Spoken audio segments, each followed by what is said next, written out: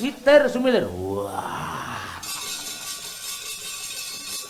Yo diaturake coba kaya apa karyane Ki Gedhuk Siswantara Kediri. Ya, konjuk dumateng ibu-ibu utawi mak-mak. Nah, nggih. Monggo diaturake Kitir Sumilir dados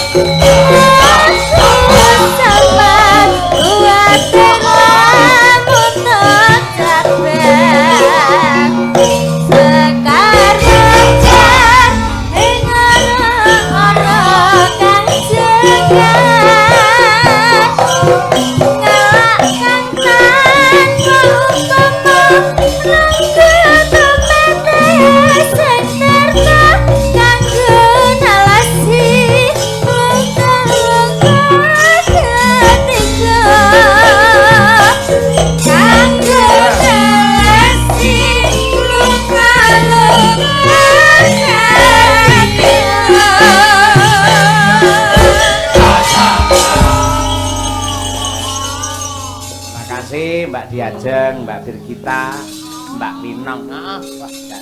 Komplit wisan iki, Truk. Iya. Sing klasik wis ana, religi wis ana, tayub ana, jaranan ana, dangdut. Oke. Intinipun nderek ndedonga nderek muji dhumateng ngarsanipun Gusti ingkang nyipta jagat. Mugi-mugi Mbak Suparno sak gutrah tansah manggih hayu lan rahayu, manggih wilujeng niskala niring sambi kala tentrem ayem keluarganipun lan ugi tansah dipun paringi lancar rezekinipun. Amin.